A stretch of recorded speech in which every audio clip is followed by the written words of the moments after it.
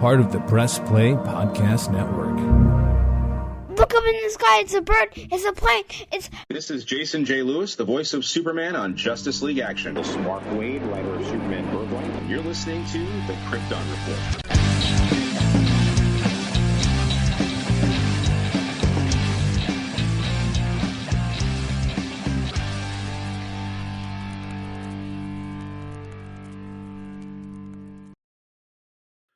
Welcome to the Krypton Report. I am your host, Tyler, the Superman of Blue. And with me tonight is not James, though he may arrive, that beautiful man in the red suit. What we got going on today is part 2 of a very special episode. Now, if you're thinking part 2, where's part 1? Well, part 1 is over on Bryan the Guys. That's right. We partner with our good friend Bryan Peters to bring you a 4-part epic series of podcasts. Part 2 here on Krypton Report. Part 4 will be on Krypton Report. But jump over if you have not heard part 1. This is our discussion of the history and recap of the DCEU. It's a massive undertaking that even in 4 parts is probably not enough time that we could spend discussing this material. It is not. Not at all. So not at all. Jump over to part 1 on Bryan the Guys and then come back to us. But without further ado, I'm going to be introducing the man, the myth, the legend, Bryan Peters. What's up, buddy? What's up? So we're going to get into where we left off. So we're just going to jump into it. Remember, a wizard is never late. He arrives exactly when he expects to. I mean, that could be true. James just shows up. Guys, I'm here. But we're just going to jump into it. So like I said, you need to hear part 1 to really see what's going on. So here we go. March and April of 2016, Warner Brothers demands Justice League script rewrites. Zack Snyder and Chris Terrio had always planned on having the DCEU films become progressively lighter and more positive in tone, but the reaction to BVS caused them to rewrite Justice League. Okay. Snyder original Justice League script was darker and weirder, but upon hearing the studio's demands, he went back to his screenplay and lightened the movie overall, citing his final cut an in-between of his original plans and the comedy Warner requested. I really believe he found the balance. At this time, Amber Heard is cast as Mara in Justice League. What date are you looking at, bud? This is March, April of 2016. 2016. Okay, let me scroll up a little bit. Yeah, I had to scroll back up. Now, since we are in Justice League casting, let's talk real quick. Thoughts just real quick on when they cast Ezra Miller. That was in 2014, yeah. Like what were your thoughts on him? Right? So right off the bat, I was like, what? Like, why wouldn't you just use Grant? Like, right off the bat, I was just taken back by it. Because if Grant was already somewhat established it was his in Arrow. I mean, yeah, he had technically been the Flash for 3 episodes. Right. And then, like, the show just started. Like, how it would have lifted that show into the stratosphere.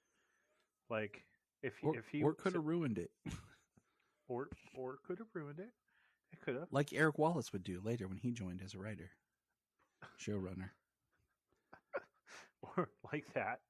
But, like, it's just, I don't understand why we couldn't get, Grant as the Flash. Like, it just seemed to make more sense to me. Just my opinion.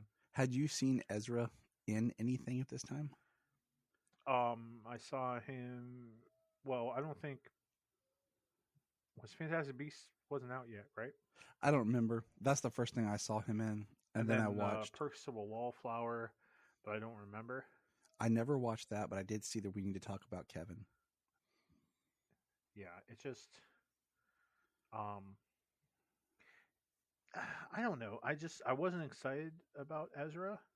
Like, to me, it just seemed, because you have to keep in mind, the mindset as well was, we had Coulson from the Avengers just going into Agents of S.H.I.E.L.D. And we saw, like, Nick Fury, Samuel Jackson appear for, like, 1 episode on S.H.I.E.L.D. But, like, that was connected. So in my mind, like, why wouldn't DC do the same thing if you're trying to keep up, for sure? And like, I mean, we'll get into it, in part 4, but like, Grant was amazing as Barry. Yes. So I don't know. It just seems stupid. Okay. It seems like it was Ray, a bad call to cast Ezra. Ray Fisher as Cyborg. I didn't know anything about Ray, and I Nobody don't did. know. I still don't know nothing about Ray.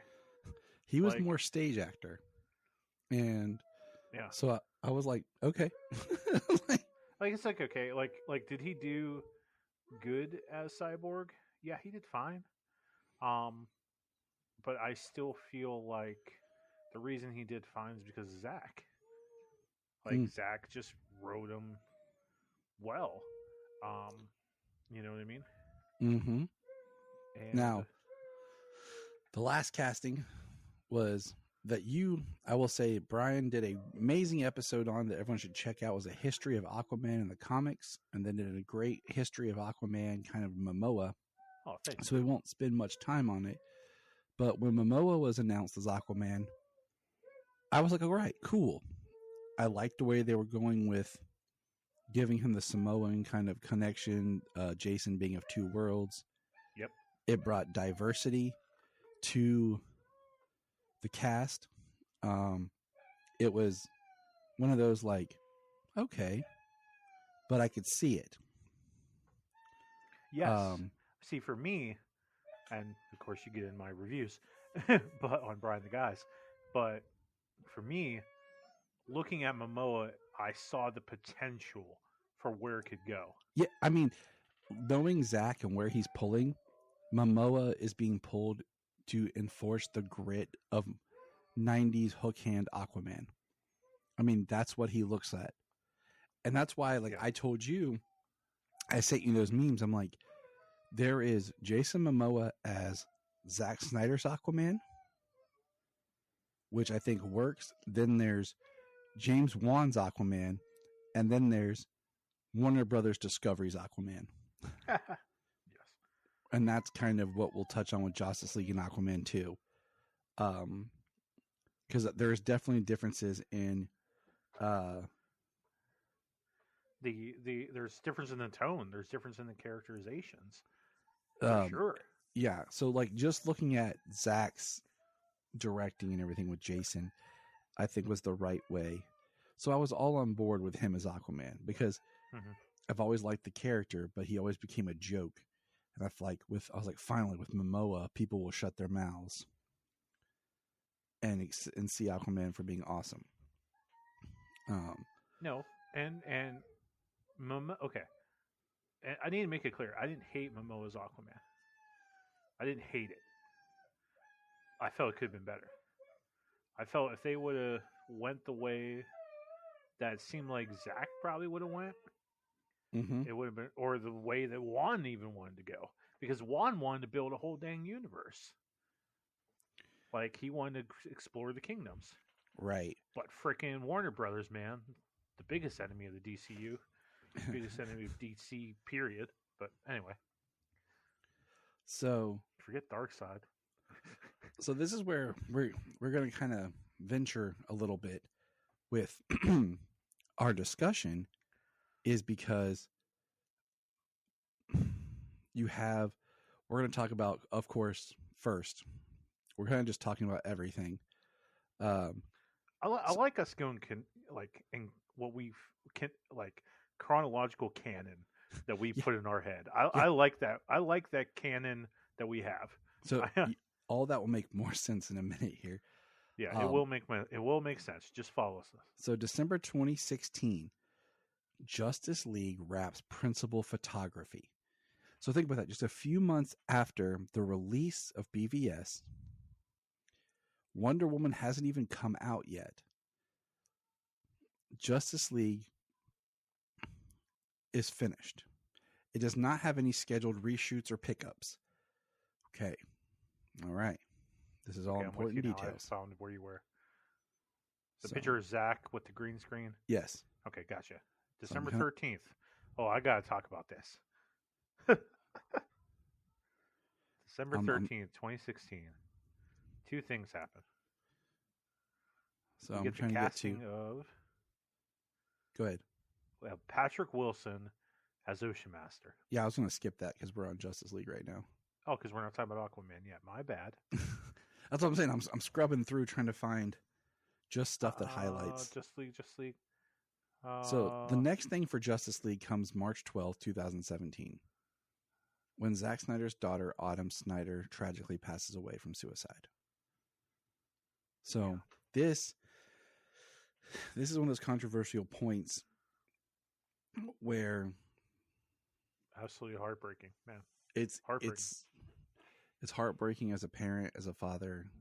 And this is where it gets argued that Warner Brothers stole the movie from Zack. And this is really kind of his end, because May 30th, Josh Whedon is hired to direct Batgirl. So he's already at Warner Brothers. And basically, May 22nd, Zack Snyder leaves Justice League due to the family tragedy. May 27th, Josh Whedon takes over as Justice League production. So March 27th. Yeah, I'm sorry, March 27th. No, Yeah. May says May 27th. No, so March 12th It's her is death. when she dies. Yeah, and you And go then down, it says March May. 30th, so it's like 2 weeks later, Whedon's hired. He's hired for Batgirl. You're right. Yes, And my bad. And then you go down for May, and it says... Yeah, May was when 22nd. Yeah. So, And then 5 days later. Yeah, you're right. So this is where it gets crazy, because this is where we're like, oh, okay. He did an amazing thing with Avengers. What's going to happen right here? after. Yeah, this is right after Age of Ultron. Mm-hmm. So that's where we're going to pause. Now, we're going to talk Zack Snyder's Justice League, the Snyder Cut that was released on HBO Max in 2021, because technically that film caps out the last of the films that are influenced by Zack Snyder. Yes, sir. That film is really, really good. It is long. Really, really good. But it is paced well. It is done well.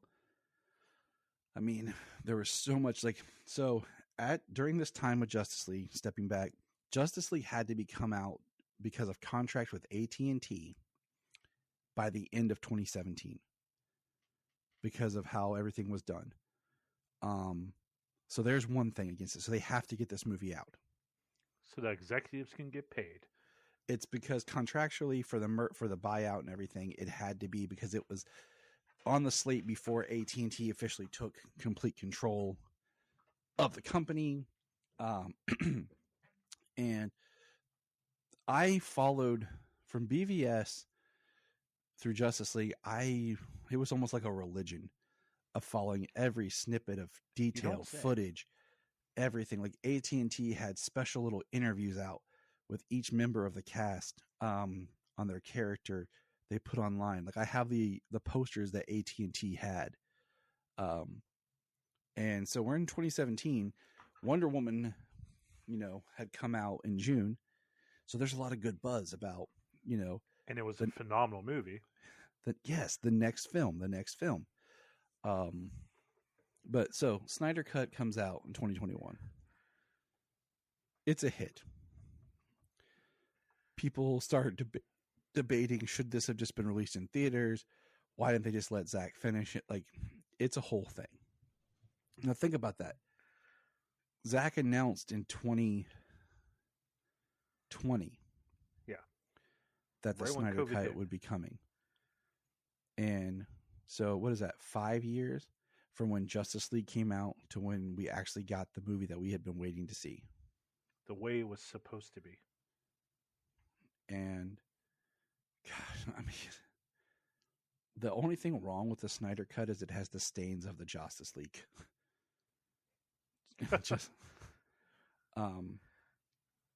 It'll be perplexing for years down the road to study because so much of the film is shot on green screen that there are scenes that exist that in trailers that are altered in both cuts of the film with different backgrounds and everything. It's just, so the Snyder Cut comes out, and that technically is the end of the Zack Snyder era. So Man of Steel, BVS, Suicide Squad, Wonder Woman, Zack Snyder's Justice League. Done. Now, to help understand why we're talking like this is because I brought this theory up to Bryan years ago. We have the CW does the Crisis event in 2019-2020, and they include Ezra Miller in a scene where he disappears, and then the end of the Crisis event shows the new multiverse being rebuilt. So I said, because we're trying to make this work in our head. How can this make sense? Because this is kind of retroactive, because by the time we get to we had Justice League, we had Aquaman and Shazam at this point. Yeah. And Birds of Prey was getting ready to come out. And I said to Bryan, if you put Crisis in there and act like it goes Zack Snyder's Justice League, then Crisis, then Justice League, everything else makes better sense. Because now the tone shifts, characterization, everything kind of becomes canon and makes better sense of why all of a sudden these characters are a little bit lighter and deep and not as serious as they were. And that's for me in continuity in my head canon, because DC was trying to tie it all together. And for like 99% of everything, it works perfectly. So there's only one scene in The Flash. And we'll get there, because even then I think we can fix it. Maybe. So the Snyder Cut exists there. Crisis, Justice League. Justice League is garbage. I mean, it is, because the movie is such a Frankenstein of a production. I mean, they hired Danny Elfman to replace Junkie XL as composer. July 24th, 2017, Justice League reshoots are reported as so extensive that they are starting to cause scheduling conflicts with several of the actors involved. This is when people started to suspect that things weren't going to be smoothly behind the scenes. The biggest being that Henry Cavill had the mustache for Mission Impossible. Warner Brothers offers to pay for reshoots for Mission Impossible to Paramount if they would allow Henry. Wait. I think we need to go. I think we need to mention something here. What? Okay, so June 6th, 2017, the significant reshoots start. Okay, but so that's June 6th. Then the Elfman thing. So a month, almost 2 months later, then they say the Flash will adapt Flashpoint. So during these reshoots, they're already giving themselves a way to get out of this. So to try to like reboot a universe, because they see that shit's in the fan. I mean, yeah. Yep. So continue. But they're already giving themselves an out. I was mentioning the mustache because that's what's causing issues for the Justice League reshoots for Cavill, because they're going to have to spend $25 million to digitally fix Henry Cavill's mustache and take it out instead of being able to just shave it. Now, why the hell didn't they just give him a beard? Like, Superman's been dead for a minute. He can grow a beard. He's still alive in there. I'm just thinking, would it have been much easier to just digitally put a beard on him for all the scenes he has in the film? Yeah. And then instead of trying to digitally do what they do? Yep. I don't know, but I think it's a better choice than what they did. Did you ever see, I think I shared it with you in the early days of our friendship. Did you ever see like the meme that was like 25 million for an edit, and it's showing the Justice League edit with the lip, and then the next thing was like film student, 0 budget. Yes. And he made it look better or something. Yes. Oh, exactly. Ridiculous. Good. These reshoots would be unseen in the guidance of Joss Whedon, with Warner Brothers demanding that they lighten up the film and make it more fun and accessible. Now, hold on. Now, what happens is you get these now you think we're in June, so we're like, what, 6, 7, 8, like what, 9 months? October, November, yeah, like from when this wrapped. And you can watch the movie and very easily point out what's a reshoot, what's a pickup, because they don't look as good because they're not on the sets. They're just in digital backgrounds, even more to look like the sets. Ezra's hair, I mean, Henry looks horrible. Even Amy Adams looks horrible. And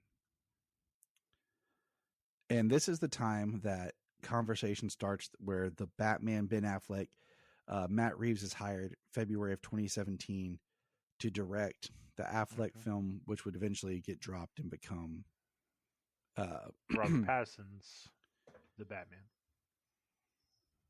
So here's what I was talking about earlier, okay?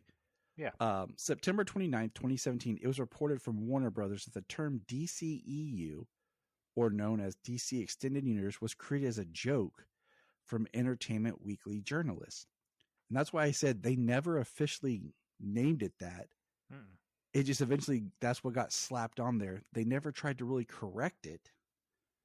So that's why I officially just gave up and said that's what we're going to call it. I mean, can you blame So now we haven't talked about it much, but I just want to point out, because Justice League has not yet been released. And at this time, during this is when we have the power shift that becomes Walter Hamada with their first movie, the new people in charge at DC, Walter Hamada with Jeff Johns, is Aquaman.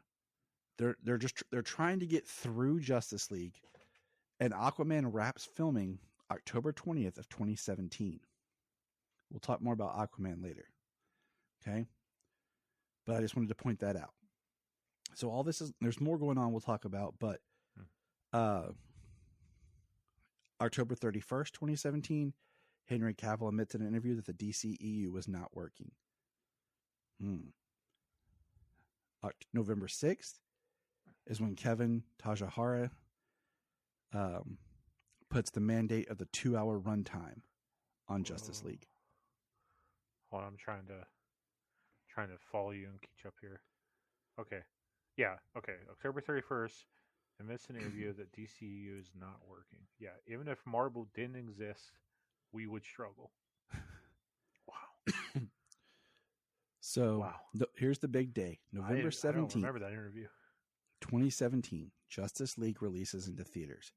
Critical reception of the film was mixed at best, with many critics calling it a Frankenstein monster of two wildly different directors. With a $300 million budget, Justice League would go on to disappoint with $93.8 million opening weekend at the box office and $278.8 worldwide opening weekend. The film eventually would become a box office bomb, disappointing with $661.3 million worldwide, less than Man of Steel. The disappointing performance would have drastic consequences both in the executive level and throughout the entire franchise. And then, of course, people start the marketing, and then we start getting into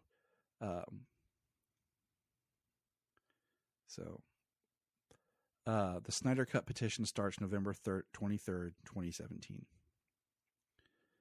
All right. Justice League, Brian. Anything good in that movie? Okay. So we gonna talk about how great Snyder Cut is? I mean, yeah, we did.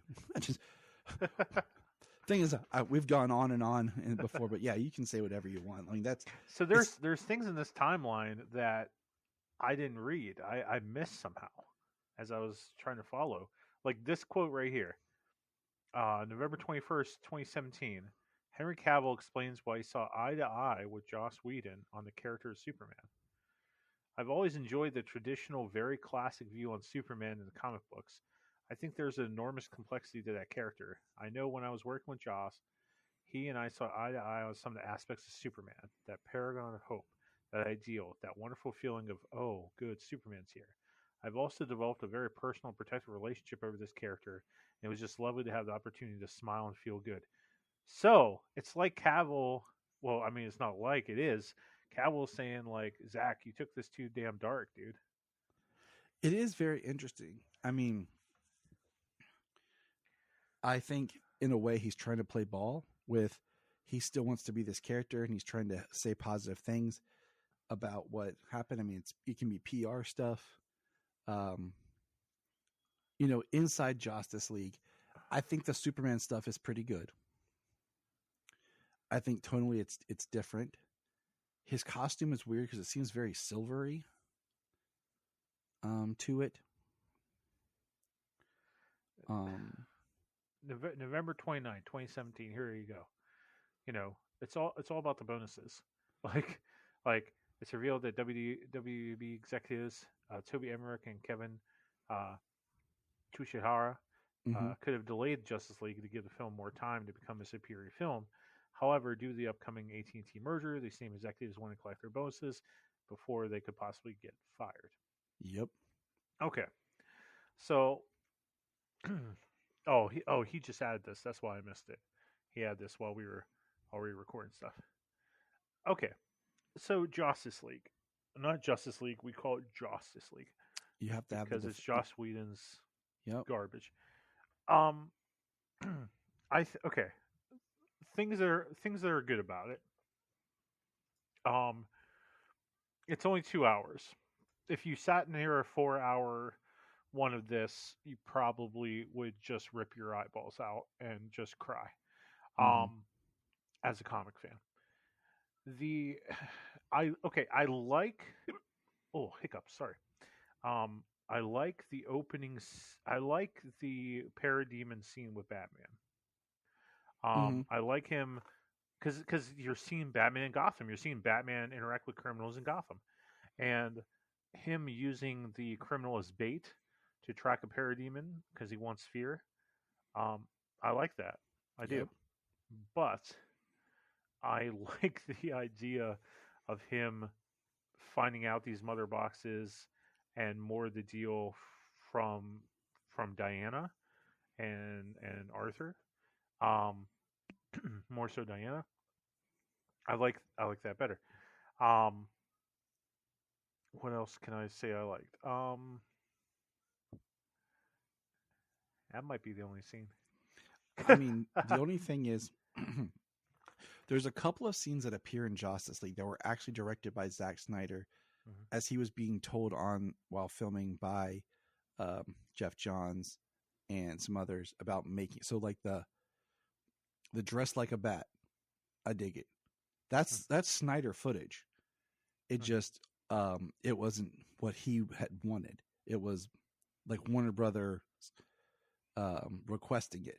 That's why it doesn't make it in the Snyder cut, because that wasn't his vision. There's a couple of points like that. Like if you watch the Snyder cut, when Aquaman lands on the Batmobile, his mouth moves. So he does the yeah, but there's no yeah in the movie. Yeah, the My Man thing. No, just when he lands on, he lands on the Batmobile, he just says yeah. If you watch it, like his mouth moves, but there's no word coming out. And okay, the opening scene with the kids talking to Superman, like on a TikTok or whatever. I like it in theory. Yes. Theory, yes. But that mouth. Oh my gosh, you're gonna start this movie right away with that mustache edited out mouth. What the hell? Oh, it's terrifying. It's nightmare fuel. Yeah. The whole Russian and the Russian family thing, like trying to give them somebody to save, like a little family that just like there's nobody else there, and this little family just decide to live in a hut in Chernobyl. Like what? Yeah, it made no sense. Like why the hell would they be there when no one else is and everybody else like is kind of dying? It made no sense. The Flash has no purpose. Yeah, he has no purpose. Cyborg is like not even really in it. I don't like the sexual humor with Wonder Woman Nope. added in there. Nope. I don't like Aquaman like sitting on the lasso and the extra jokes there. I don't like Aquaman stealing stuff in the Batcave. Yeah, that makes 'Cause no sense. It makes no sense. Um, I hate the look of Steppenwolf. Like Yeah. with the whole. I mean, I don't even know how to put it. Like more of a. I don't know. It's more of a face, if you will, more of like an actual person face. Yeah. Don't like it. I don't know why they ventured so far in both versions from Steppenwolf from the comics. Right. Like I know, like I mean, we know Steppenwolf as having like a nice mustache. They should have took Cavill's mustache and threw it on this. One thing, like the marketing was really good, but one thing was, the Justice League is 7. Yep. Okay.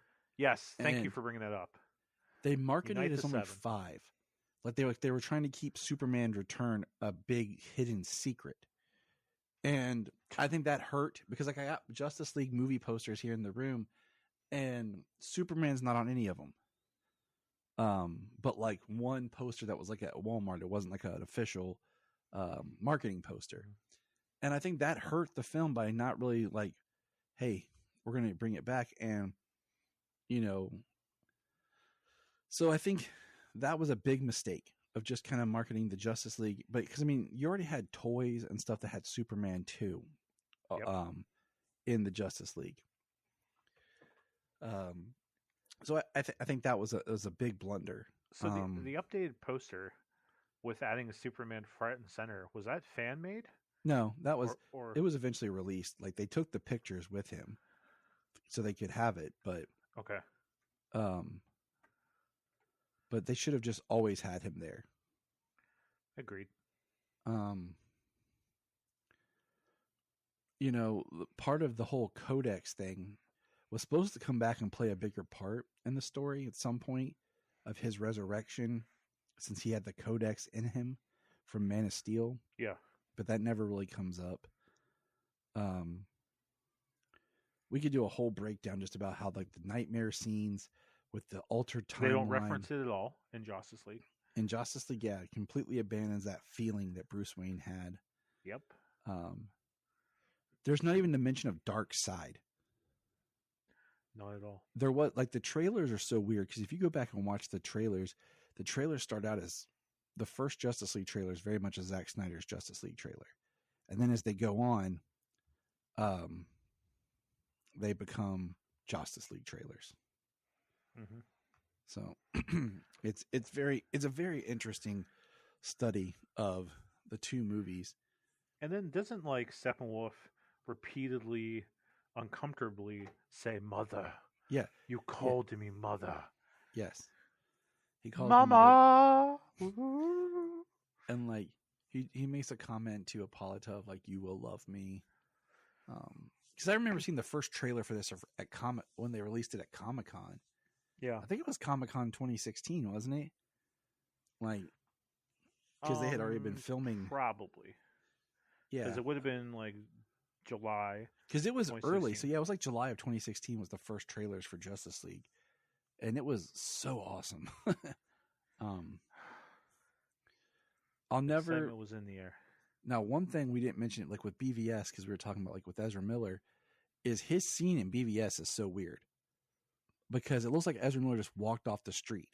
Like by the time we see him in Justice League, he's bulked up a little bit, has a haircut and shave. But his little bits of appearance in BVS, he like has long hair and facial hair. It looks so weird. Even when he has his the time travel scene where he shows up trying to tell Bruce, Lois is the key. My friend didn't even know that was supposed to be the Flash. He was like, "Who was that?" I was like, "It's the Flash, dude." He's like, "What?" I'm like, "Yeah." There's nothing like him. So, yep. It's Justice League. We could go on and on and on. Like, On there's and so on. much convoluted history, and the only thing out of Justice League, like the Batman scene's pretty cool at the beginning. Mm-hmm. Some of the Superman scenes I like. I don't think they're they fit everything, but tonally. But I do like him. Like, I like him in the Flash kind of doing their little running thing where he's like, "You take the ones on the right, I'll take the left." Yeah, I did like that, and I But I like hate the how race tease at the end. I like the races, except I hate that Superman's flying. He should be running. That's how it's supposed to be. You're not wrong. But they make, like we said, they make the Flash pointless in the movie. He doesn't do anything. They make him a he blundering saves buffoon. people. He puts them in the back of a truck. That's it.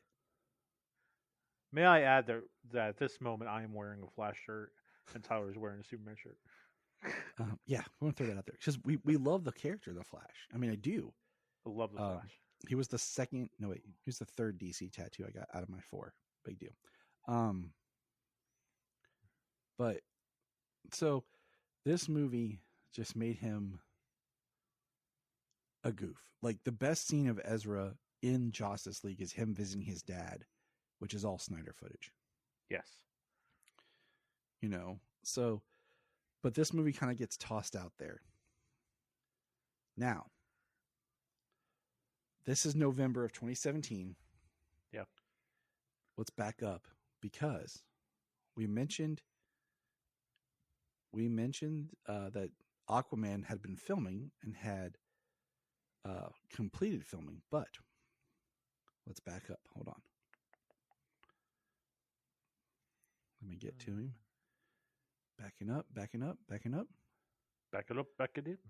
So Aquaman will be the first film released by Warner Brothers under AT&T, technically. Having, where is it? Did I pass it? Hold on. Trying to find it. So, long story short, watch Snyder Cut. Here we go. Found it. And then if you have to watch Justice League, just make sure you put Crisis in your mind. June 3rd, 2015. Warner Brothers gives the choice to direct either The Flash or Aquaman to James Wan, and he chooses Aquaman. So, this is June 3rd, 2015. June 3rd, 2015. So, we're getting James Wan. So, I got it.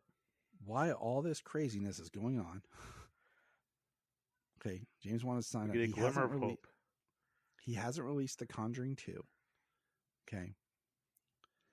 That would be in 2016. That's his next movie before.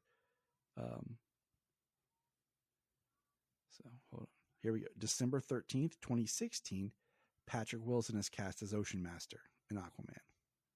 Yeah. And Bryan believes that Patrick Wilson should have been cast as Aquaman. He would have, and I, you know what? Casting Patrick makes a nice juxtaposition of what you think Aquaman would be to what they were trying to go for with their story. Because if you're James Wan, you're getting Momoa automatically. You're technically supposed to be getting, you're getting William Dafoe. Oh, well. And then you're sadly inheriting Amber Heard. Yes. January 31st, 2017, Yahya Abdul-Mateen II is cast as Black Manta. Yeah. All right. So, we talked about the Aquaman had finished filming. Aquaman would now be the next DC film that would not come for over a year after production finishes. It wrapped October 20th, 2017. Aquaman is released in December 2018. December 2018. So, Aquaman. Let's talk Aquaman. The movie that nobody knew they wanted. The only DC movie to make $1 billion. I wanted it. I mean, of course we did. This is the movie where I think this is like the high point because this is where they were starting to thin out the DC movies. Like we were trying to get 2 a year or so. Now we just got 1 in 2018. Mm-hmm. And because sometimes less is more. yes, Because we hadn't seen, So let me look here. Yeah, so Justice League came out November 17, 2017. So a year and a month and 4 days till we get a new DC movie. mm-hmm. Like we got plenty of time to kind of breathe after the disappointment of Justice League, and we get Aquaman, which is freaking awesome. Yeah, only $1 billion movie in the DCEU. Budget was about $2 million. This movie made 1.1, yeah, about a little over 1.1 billion. So the movie made about $1 billion. That's a win and a half. Mm-hmm.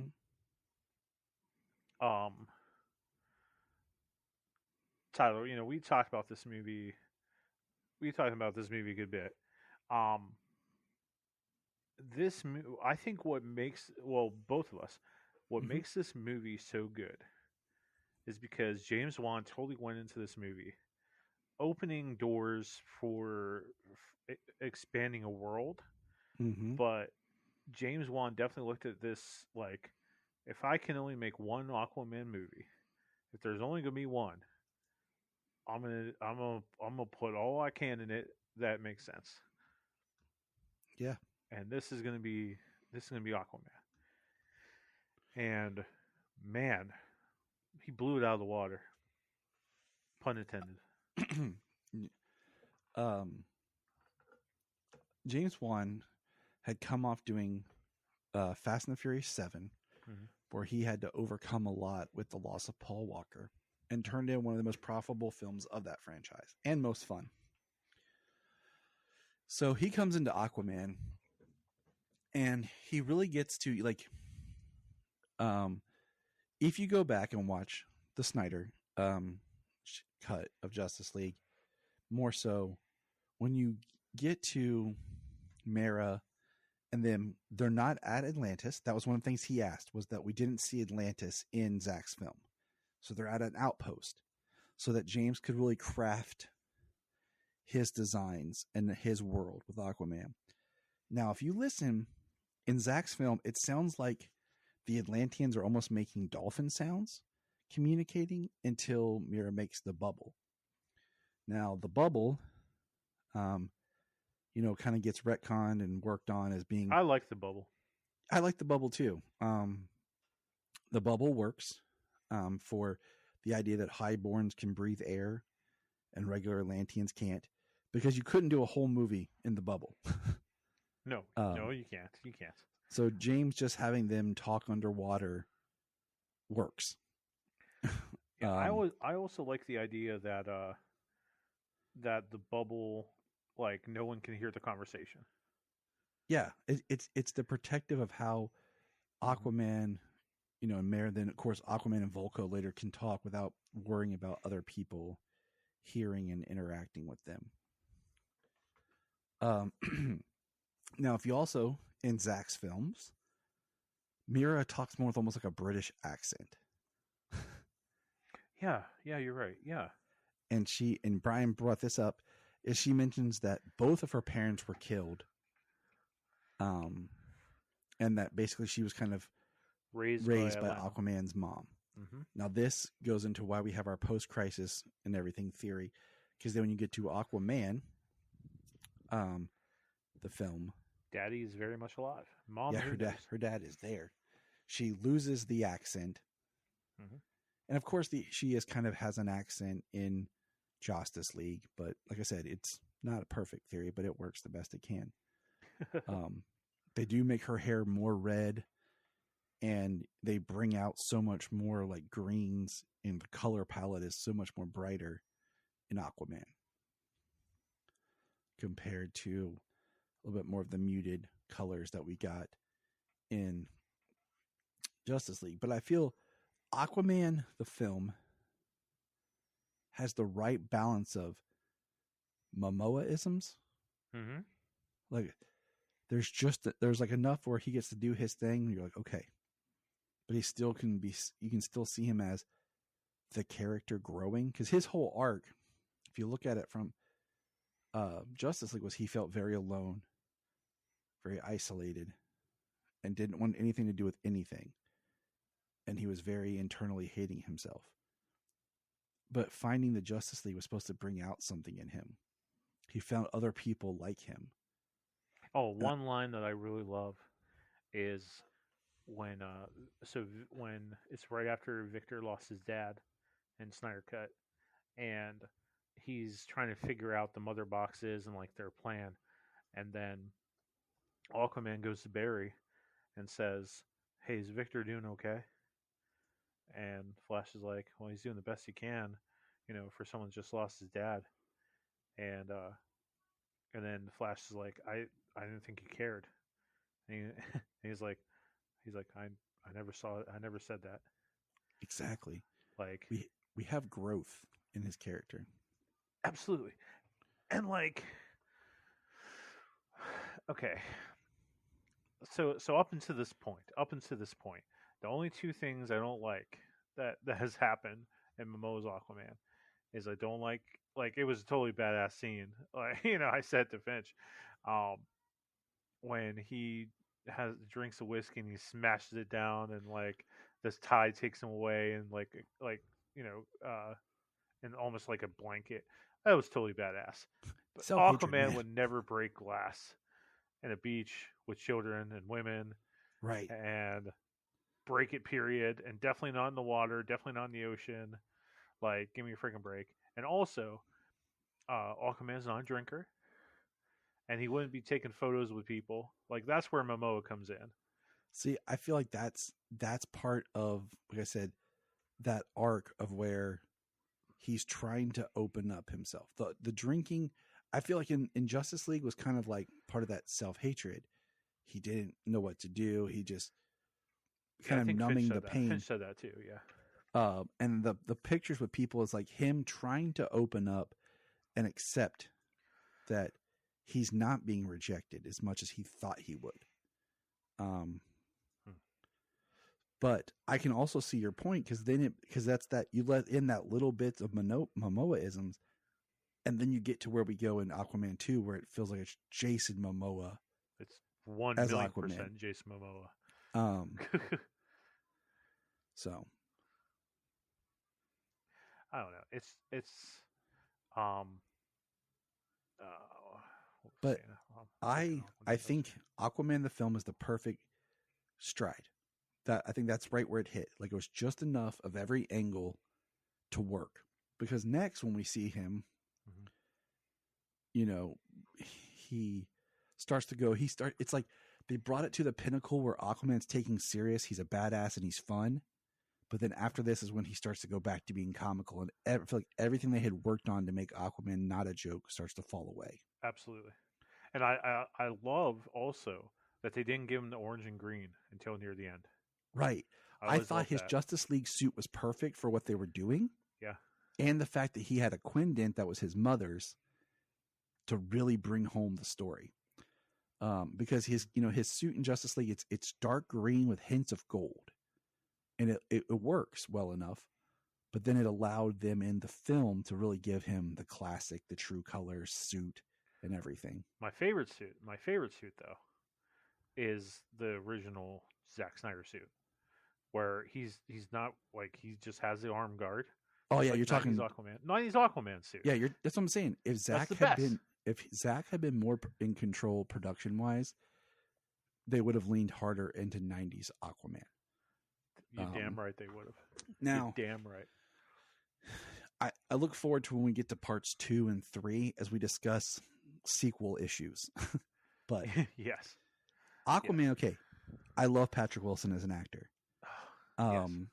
I thought he was great in Watchmen. I love him in everything I see him in. The Conjuring films. Yeah, I honest to God can't think of any Patrick Wilson movie or role that I didn't like.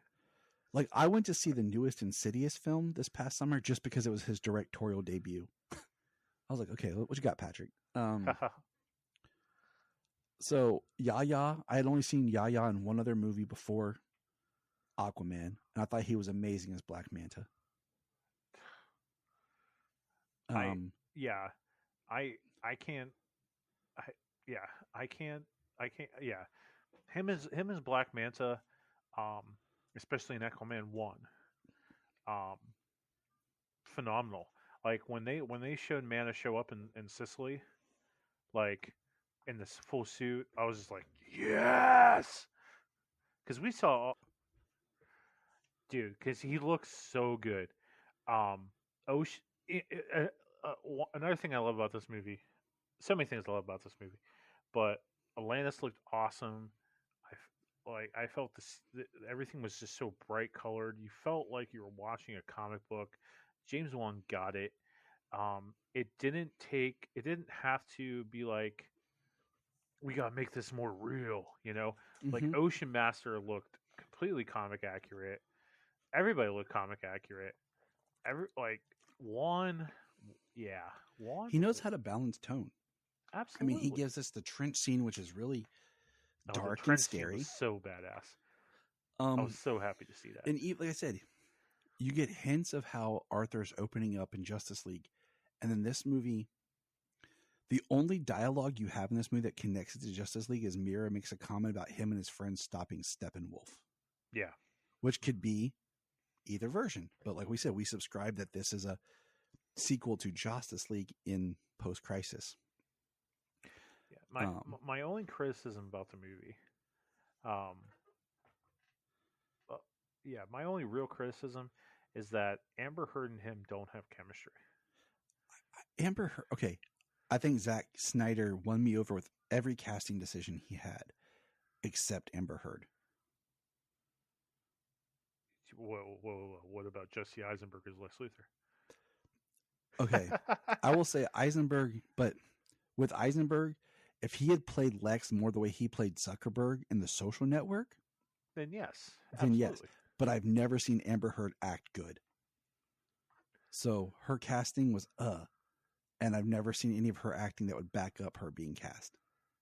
So that's my only caveat with she couldn't even Eisenberg. Do good acting in The Trial with Depp.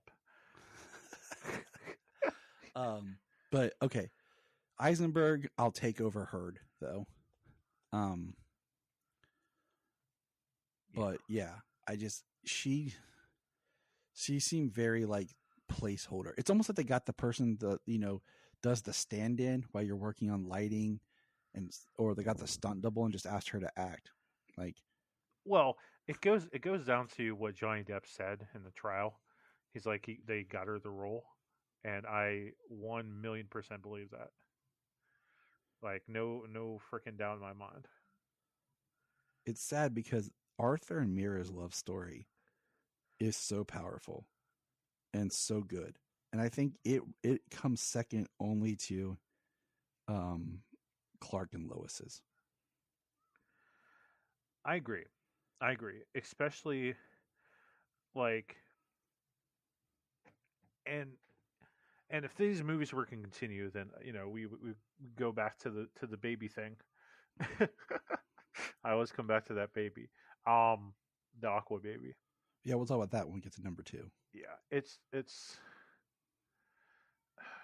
I don't know. If it would have continued, then yeah, she should have been recast because you need an actress with depth that can deal with Mara. I mean, Mara is one of my favorite female characters, strictly in comics. Mm-hmm. Especially when she becomes a Red Lantern. Like, her as a Red Lantern and Wonder Woman trying to bring her back to like feel love again and stop the rage in her heart. Like, that's just so good. It's good stuff. But yeah, Aquaman was a very high. Like this. So we get Wonder Woman, which definitely without a doubt one of the best.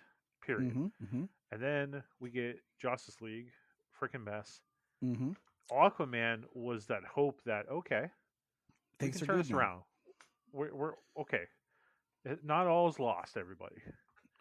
But then we get to 2019, and we get to, in my opinion, So, hold on. I lost my headphones. What'd you say? 2019. I said that everything was on the right track with Aquaman, and then in 2019, we get even more evidence that we're in the right track.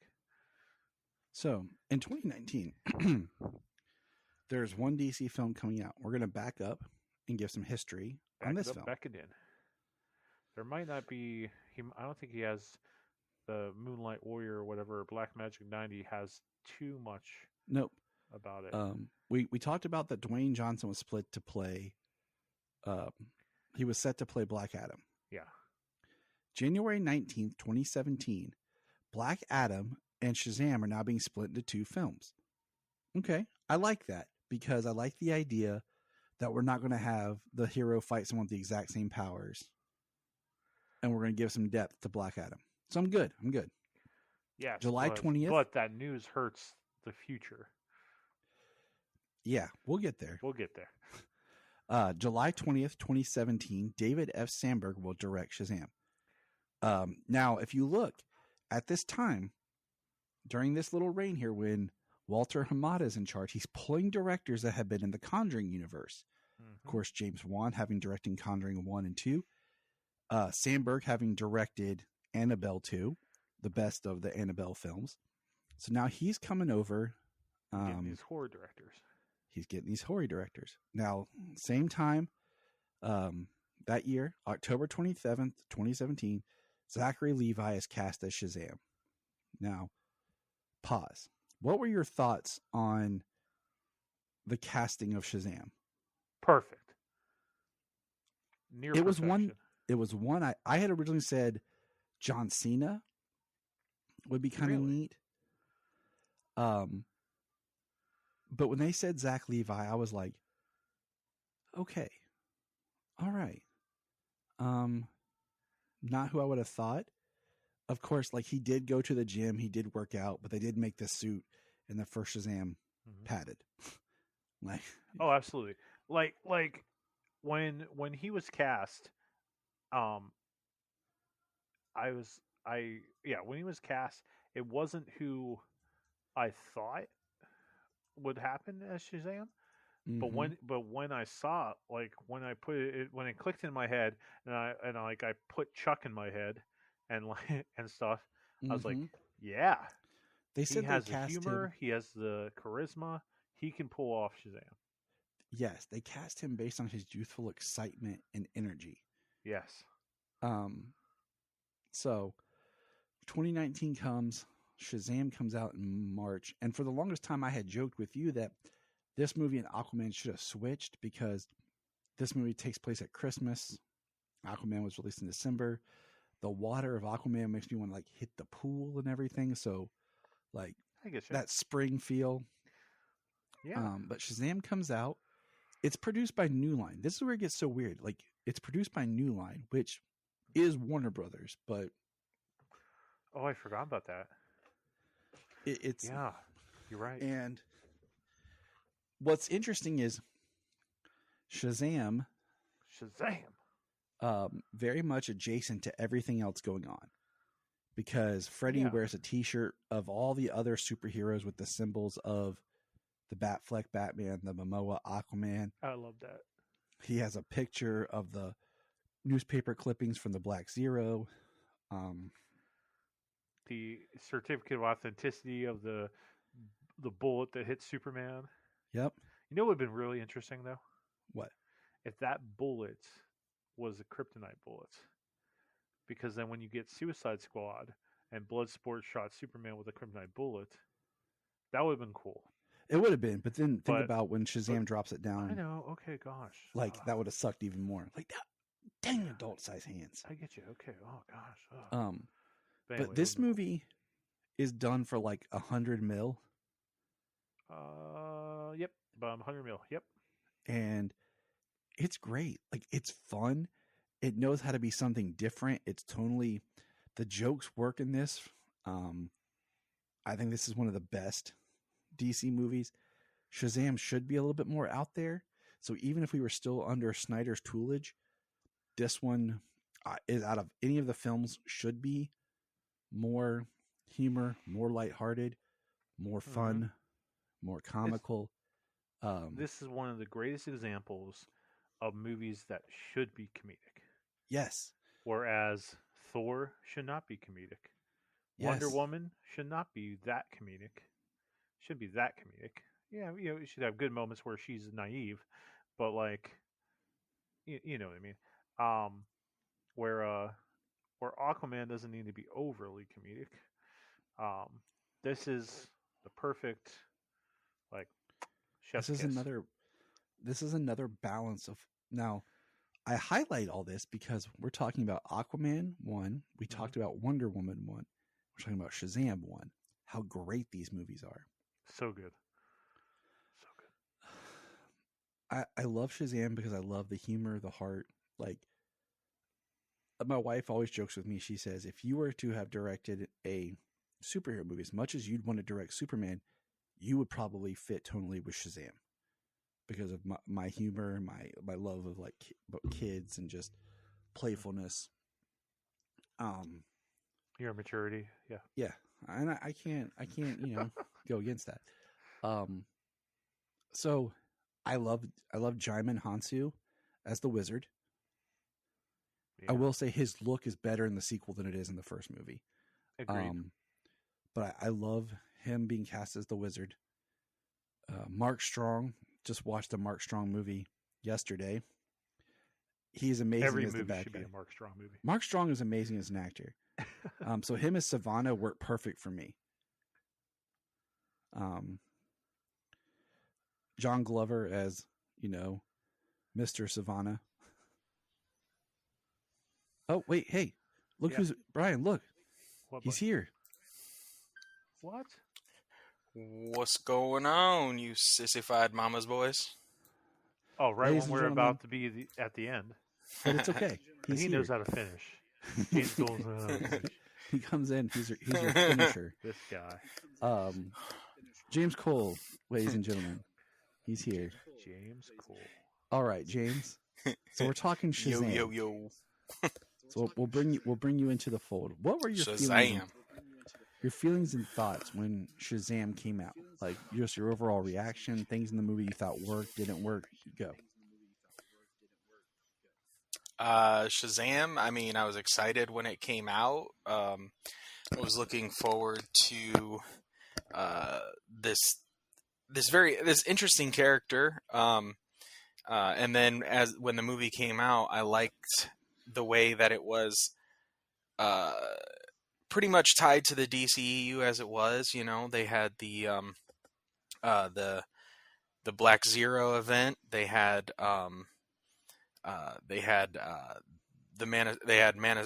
bullet struck by that hit Superman. The Batarang was a Batfleck Batarang. Mm-hmm. The merchandising angle that was all over the store, the toy store. I was, questioning, but I think that's kind of just real world. Like, even if there were real superheroes, people would be trying to market them. And they market them in the comics, they have merchandise in the comics of the people. So it's not like it's actually out of the realm. What I love is Freddie Freeman it's us. He's our mouthpiece. He is living the fantasy of like being the sidekick, best friend, and he's reflecting the world like that we feel, like talking about superpowers and all this stuff. Now, I'm gonna ask you boys this because I really feel like Sandberg went into Shazam like, if I have one chance to make a Shazam movie, like they hint in this movie about Black Adam that the Wizards made the wrong choice before with their champion, and that he released the sins, which this is highly to point out for later. Do you think they jumped the gun by having him share the powers at the end of the movie?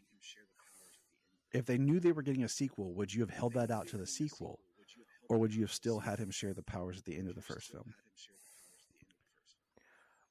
I think it would have been better off if they knew they were getting a sequel to hold it off. What do you think, Bri? Well,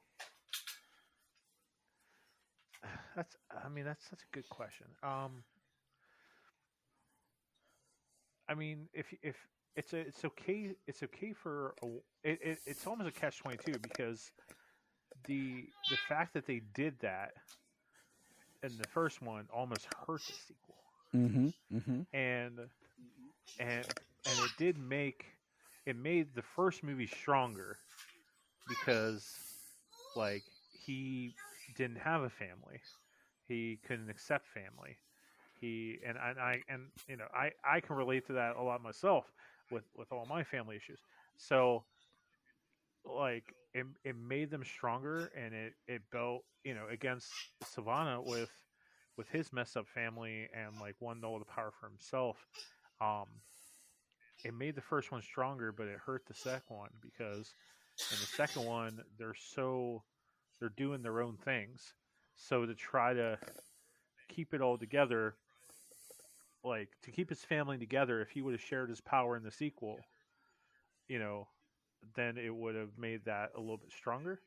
Um, it's a tough call. It is a tough call, and it is one of those where it was very much.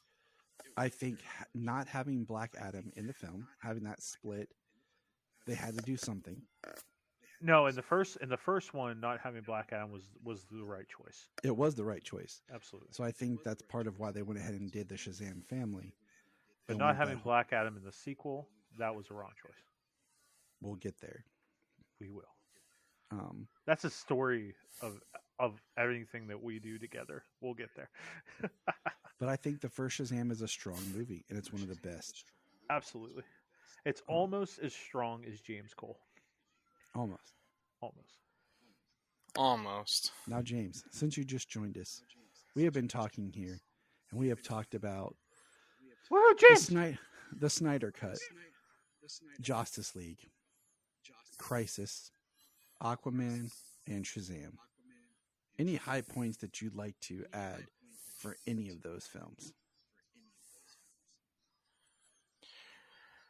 I mean, Justice League, there is no high point, so we can just drop that right there. I had one.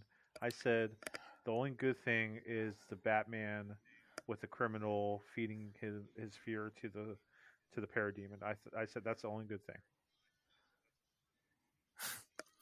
And only part of that scene is good. I mean, dangling him out for bait, but and him being the gargoyle on the side on the building, looking across, seeing his reflection in the glass. That was all good. Everything else was trash.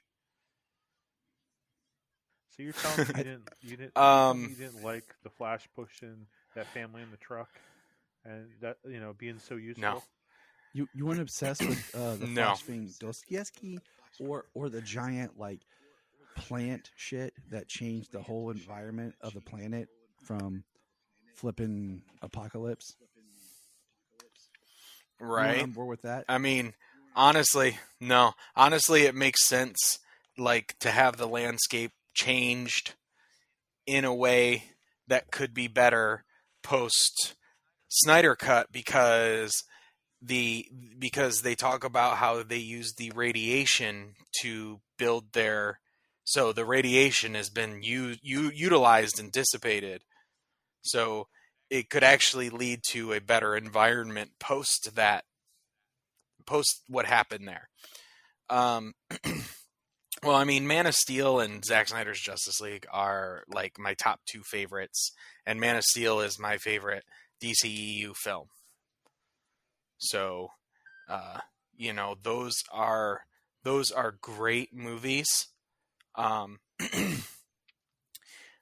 Those are absolutely fantastic movies. I mean, I could never say enough good things about Man of Steel, honestly. I mean, you talk about hope from the character, from the biggest character in the universe, and it starts with his first appearance, where he rescues guys who have all but been abandoned. And he's the only reason that they're alive. Like, it starts right there. Yeah. So you like Man of Steel, or? Yeah, I guess James does. Absolutely. I love Man of Steel. So I'm surprised you don't like Suicide Squad more since you were in the film. I mean, you were John Cena's underwear double. Like, Hey, a job's a job. I mean, you got to get paid. but we're talking about your actual opinions, not what you're getting paid on. So I apologize. Right? That's two different things. It's true. I mean, so, like, have you been talking about it, like, in a release order, or just, like, or where are you at? All right, so we know you love Man of Steel. So what are your thoughts on BVS? I'm here. Can you... Yeah. On BVS, James, quick thoughts. Okay. I mean, I think BVS is a really great movie. It is a little long, and it does have a little bit... The problem with it, in my opinion, is they forced it to be this world-building movie. Yeah. And not really be able to focus on the story or actually build that world. They just wanted to shove it in there. But I think he did a great job of it. Superman, Batman, I mean, Ben Affleck is such a good Batman, and that warehouse scene is still yet to be topped by anything, in my opinion. Yeah. Pretty, pretty hardcore. I mean, and not to say that it's like the best thing ever and nothing would ever top it, because there are certainly some fantastic stuff, like Daredevil hallway fight scenes. I think the first season, I don't think I've seen the third season. Or no, I haven't seen the third season, so I haven't seen like the hallway fight scene there. But I know the first one was hard to be topped, and I'm trying to think if I heard the third one was pretty great as well. The only one I didn't watch was Jessica Jones' last season. You need to see the third season of Daredevil. I mean, honestly, the thing that hurt BVS was the shoving everything in, and then the marketing outside of it. Revealing too much about the film over the 3-year period before it was released. Especially that second trailer, spoiling the Trinity, spoiling Doomsday. Yeah. I do think the sacrifice part is a fantastic way to tell this story of, Superman sacrificing himself and kind of like being raised up and praised as that hero. But I do think it was rushed. Just like everything else, Mm-hmm. Suicide Squad. I really wish, the first time we talked about it, we didn't have so many technical problems, and the episode could have been released, because we made some great points and about the look of the film, where things were changed and moved around, things you could see. I mean, the way it still sounds, hardly anybody died in it. Mm-hmm. I think there needed to be a balance between the Suicide Squad and Suicide Squad. Yeah. I think You know? I think we talked about this, like Slipknot dying early, fine. But we need to have another member of the team that they killed themselves and left to blame everything on at the end of Suicide Squad. Just like in the book. Like, they're supposed to be the bad guys. Like, literally, the bad guys. It's So, Oh yeah, and something is always going to go wrong, and that somebody is always going to be blamed. Maybe not for the entire thing of what happened, like the way it did in that city, and with Enchantress and everything, but like something during that could have been blamed on one of those people. Absolutely. The person who didn't make it. It would have been a nice twist if they would have just blamed it all on Deadshot. It could have worked. I think it would have worked. But Wonder Woman, James. Wonder Woman is one of the top tier films in the DCEU. Damn right. Patty Jenkins did a great job with that first one. The influence and the working with Zach. I love how they got a real photograph from an old, 100-year-old camera. How they actually took the real photograph. The no man's land scene. Yeah. It's amazing how people could even consider that to be taken out of the film. Blew my mind too, buddy. And then the only issue being the third act, kind of just this big CGI slugfest. But otherwise, and that's not even that horrible, honestly. Like, part of the biggest problem for me is the fact that David Thewlis doesn't look like anything like Ares. He's kind of got this metal armor that he made.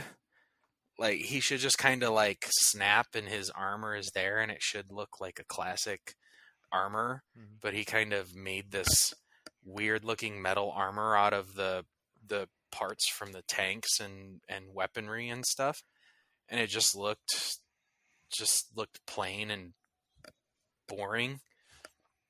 Even with the way they tried to make it with spikes and everything. It was just ridiculous. I mean, literally my only complaint of the film.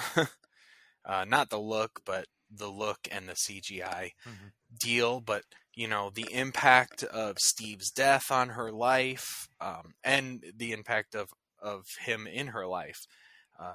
It's a really great movie, really powerful. Gal Gadot was great as the leading woman. People were seriously debating if she could lead a film like that, just by previous works, but she did a great job. She's really grown as an actress. And, Wonder Woman is, got to be one of my top 5 DCEU films. Yeah, I'm very interested to hear our rankings at the end of this whole thing, because like I told Tyler, like my rankings have changed, and so I'm very interested to hear where you guys are. Looks like Tyler wants to say something. Go ahead. No, I'm here. I'm good. We're good. I'm interested to hear what we all have to say. This concludes part 2, everybody, of our conversation. I want everyone to remember that next week, check out Bryan the Guys. Bryan, where can they find you? Where can't you? I'm a pretty big guy. Hard to miss. You can find us. You can find I almost want to. I'm starting to think of that Nelly song in my head. You can find me, St. Louis. Now you can find me on Facebook, Bryan the Guys, TikTok, Bryan the Guys, Instagram, Bryan the Guys. You can find the podcast on Spotify, Apple Podcasts, and you can probably find me on the couch at Tyler's house here and there. That's true. Beating his kids in Mario Kart because they need to know that life isn't full of rainbows, even though there's a rainbow road in Mario Kart. Nice. So come catch up with us. Join us for part 3 of Bryan the Guys, and then next week after that, come back here for the final conclusion as we make our way through the history of the DCEU. So, and remember. Look up in the sky. We just want to say, if you've enjoyed this podcast, please check out other podcasts on the Press Play Podcast Network. If you are like Tyler and James and can't get enough super talk, Check out these other podcasts: Digging for Kryptonite, Supergirl Radio, The Last Sons of Krypton, the Superboy Legacy Podcast, All-Star Superfans, Superman the Animated Podcast, The Aspiring Kryptonians, Always Hold On to Smallville, The Geek of Steel, and Truth, Justice, and Hope. Remember to check out Krypton Report on all social media platforms. Go to linktree.com/Krypton Report. You find all of our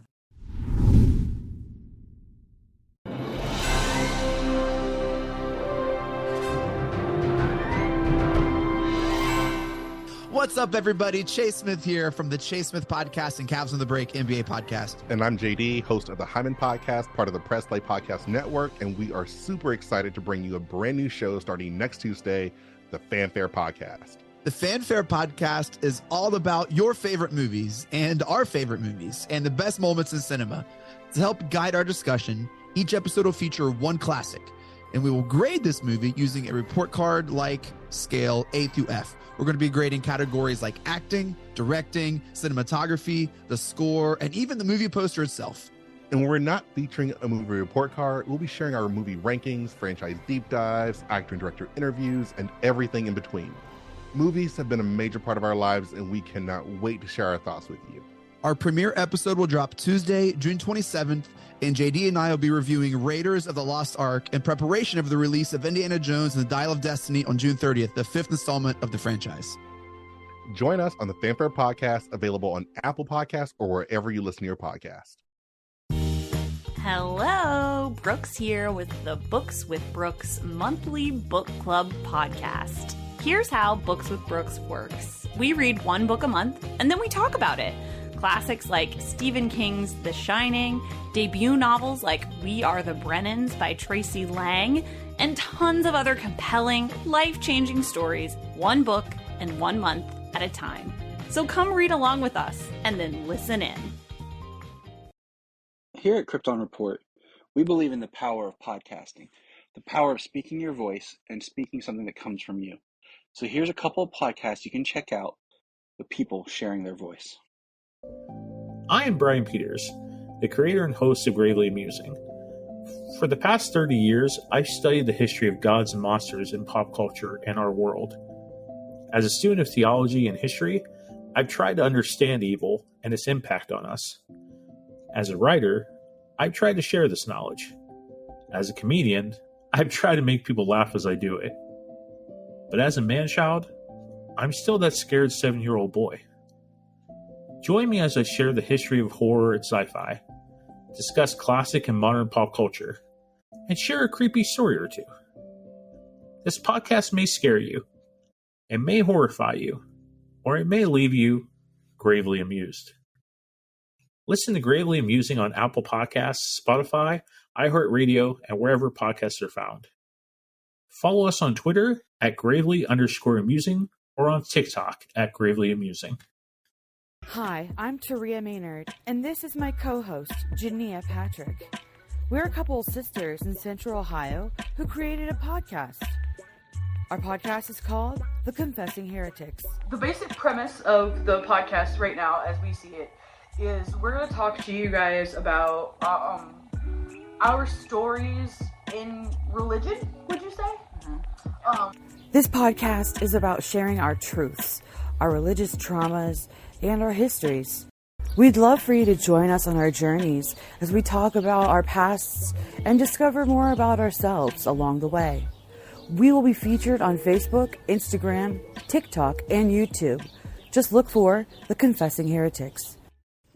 We have a $1 Patreon. Yes, I know everyone asks for money, but our $1 Patreon each month gets you commentary tracks for releasing movies, DC movies. It gets you my Requel series where I pitch ideas about movie sequels, prequels, or whatever. It also gets special bonus episodes of whatever else some of the friends of the network chime in and drop. So check that out for $1 a month. That's all we ask. Keep it cheap, keep it simple, and help us keep going. Check out the link in the show notes or Patreon Krypton Report. Follow the link in the link tree or in the show notes below, patreon.com/Krypton Report. This is Dan Jurgens, and if you want to have a good time, keep listening to the Krypton Report.